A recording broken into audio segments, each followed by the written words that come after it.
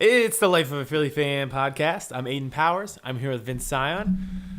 Oof, that was insane. That was something. We are on to New Orleans, and I am in the predicament that you were in last week. Last week we started and we said, you said the Bears of this year are the Eagles of last year. Well, now I had the Saints as my Super Bowl pick, and the Eagles are on to them. So I am in the. What should I do? I'm in your shoes this week. I didn't hate being wrong. Exactly, because I didn't feel like you were that wrong. Yeah. You know? Because it's like the Eagles of last year just ran into the Eagles of this year. Exactly. Also the Eagles of last year. Yeah. But it happens. You run into a powerhouse, you lose. That's what I felt. Not even like a powerhouse, just the universe has gone in a way that everything is just working out for us. And I don't really know it's like when Ricky Bobby won his first race and he's like, I don't know what to do with my hands. Mm-hmm. When we won, I didn't even know the proper way to celebrate. I half cried, half celebrated, because the universe constantly going right for us. I don't know how to handle it. And as good as the Bears defense was, Nick Foles, unflappable again, 12-play drive, game-winning touchdown, and obviously how that ended, it's just like New Orleans scares me to death. But at this point, I'm like, you know what? I'll take anybody, anywhere, at any time. This is not how normal things work in the NFL.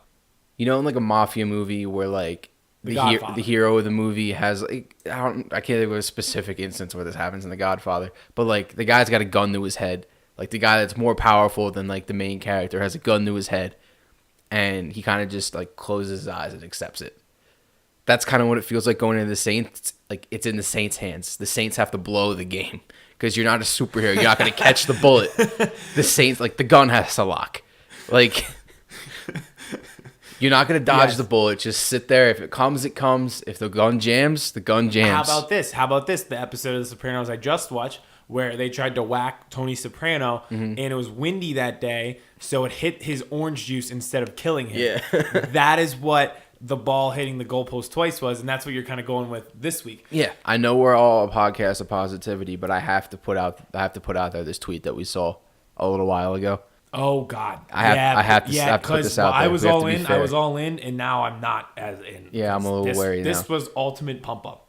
Yeah. So, from sources, yesterday 4 armed guards entered the Saints locker room with Coach Sean Payton wheeling the Lombardi Trophy on top of $225,000 in cash. Coach then said, "Y'all want this? Win 3 effing games." The locker room erupted. $225,000 is each player's Super Bowl bonus. #WhoDat.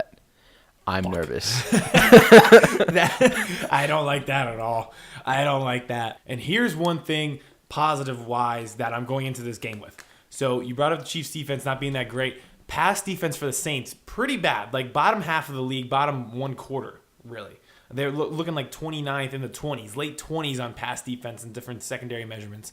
So it's weird where you go into the Superdome and the game is going to slow down. But the Bears defense, even on that drive where we scored, that last final drive, I was like, oh my God, this game they are so fast. I don't remember watching a defense like that, and it was so loud, and they were so fast and so ferocious. I was thinking to myself, I'm a big balance guy, but we may just have to abandon the run because there's just no way around it. It felt like there's waves in an ocean, and then there's waves when there's a hurricane. Playing the Bears was like playing waves during a hurricane. Yeah, I was trying to surf in a hurricane. Surf in a hurricane. Yeah.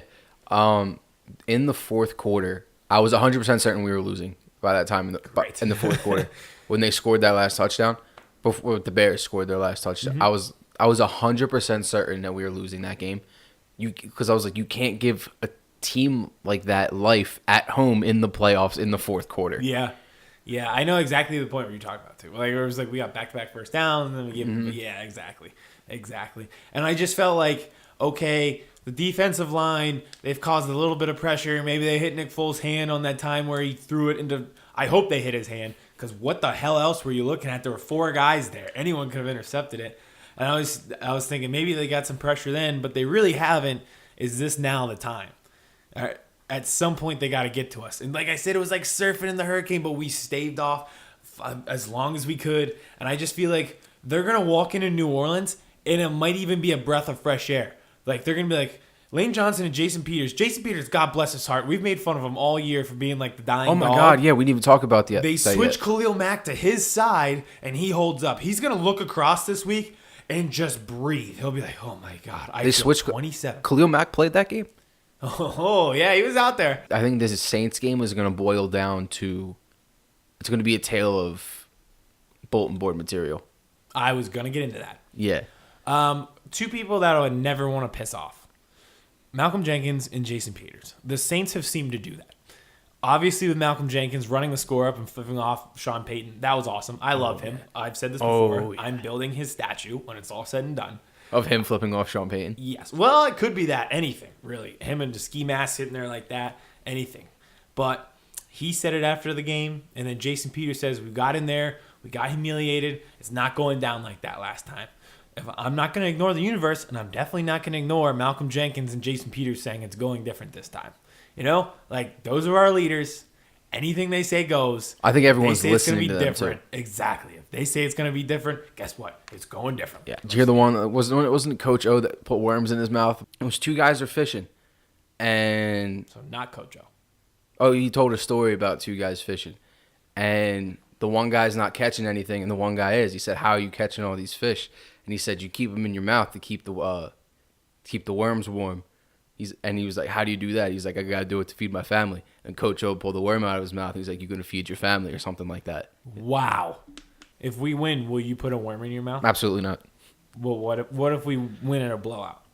No, what are you fucking nuts? I'm not putting a worm in my mouth.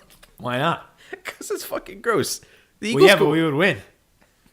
I don't think if the Eagles hear about me wanting to put a worm in my mouth and then playing better, I'll fucking do it. If someone on the Eagles like contacts me directly and tells me to put a worm in my mouth, if they want, I'll fucking do it. I don't know. Up to you. I need to figure out a way to get it done. Right. If we won in the way that Clemson won, 44-16. If we score 40 plus on the Saints, you want to put a worm in your mouth and at least do a segment. I'll let you do the intro. You have to do the intro, but you have to do it with a worm in your mouth. All right. I don't know how this that went works. off the rails real quick. Well, you were the one who brought this on yourself. Okay, well now that makes sense. I was very curious as to why there was a worm in his mouth, but now that makes sense. You got to do what you got to do, kind of. Got to do what you got to do, and you got to put a worm in your mouth and read the intro if we score 40 and win next week. God. Like I said, visual learner. The visual kind of just I got to see it to know. I have seen Drew Brees beat Nick Foles in a playoff game. I've seen the Saints come into our place and win. I've seen them beat us in the Superdome in the divisional round. I've seen Sean Payton and Drew Brees win a Super Bowl. I've seen all these things, so that makes me believe it. Yeah, That's what scares me the most. I've also seen an unstoppable force roll through New Orleans and completely destroy everything. I don't know if that was a little over the top, putting that one in the trailer. When we put out the bio for what we talked about today, we're just going to put Eagles, Hurricane Katrina, worms. That's going to be it. That, and also, hey, Bryce Harper has a meeting with the Phillies. That's going to be our 4 things. So you're out on Bird Box, because I know we talked about Bird Box is a terrible movie. The Bird Box meme is stupid. I'm completely out on that. You're completely out on that and fake reactionary videos. Mm-hmm. All right. That's fair. I would rather watch Bird Box than these fake reaction videos. You can always tell, right? Like, you can always tell almost immediately whether it was scripted or whether it's genuine raw reaction to a game, right? There's one thing I hate about sports fans, and it's when they are fans for attention. Yeah, they want the most extreme important. Yeah, be a fan because it's important to you. You can tell when someone's reaction is genuine. Like, you can't fake fandom. You can only have a reaction one time. Can that be our new bio for Life of a Philly Fan? Okay. You can't fake fandom. Yeah. How about that? Sure. Yeah. Hope I didn't hear it somewhere. Living in a world where it's just Phillies games to watch is going to kill me. That's another thing. The Eagles can't lose because what am I going to do with my life? Watch The Sopranos, I guess. Yeah, like I can't watch a Sixers game every other night. Like, it's I do, like, but yeah, they stress me out, and like it's once you've lived, it's like going from the roller coaster, the most insane one in the park, to going on the Ferris wheel. You know, it's like why? What am I doing? It's like at Hershey Park going on it's called Fahrenheit, the one that goes up real high. Yeah, and then you go on the Super Duper Looper. Not to talk shit on the OG roller coaster, but it's fucking boring. The oldest roller coaster ever made. Yeah.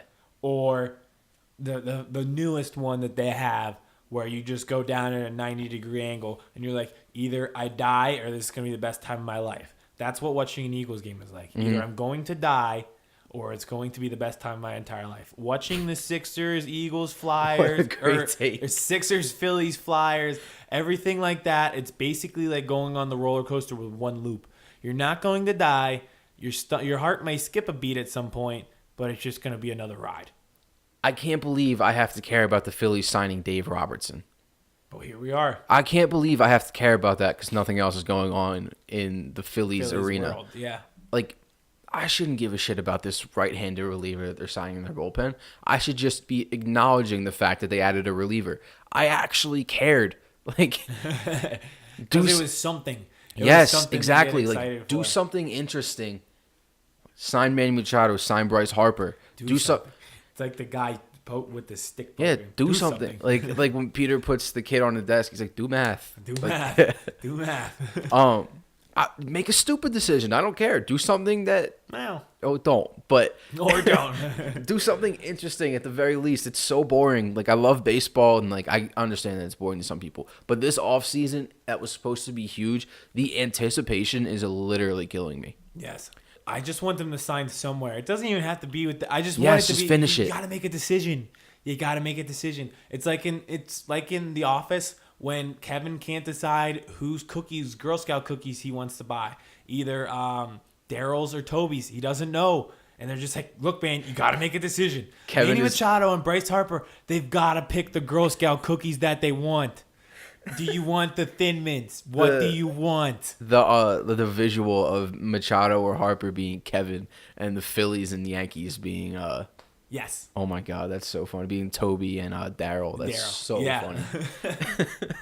I feel like unfortunately we would be Toby in that situation. If it was us and the Yankees, we would be Toby and the Yankees would be Daryl. But oh well. Yeah. Like, you gotta wait and see what happens. It's not up to you at this point. The gun is to our heads at this point, and it's the Phillies. Have you been watching a lot of mafia movies? No, the gun has been to your head this entire time. Like, there's always a gun to my head. There has to be a gun to my head for me to do anything. Well, now I know how to get that worm in your mouth. All right, back to the Super Duper Looper, the roller coaster with one loop. The Sixers, big win against the Wizards, but bigger for us and our brand, the Landry Shamet game. Every game for us is the Landry Shamet game. Yeah. The founders of the Landry Shamet fan club, but that was the game. He hit 8 threes, which is ridiculous. Yeah, almost set a rookie record.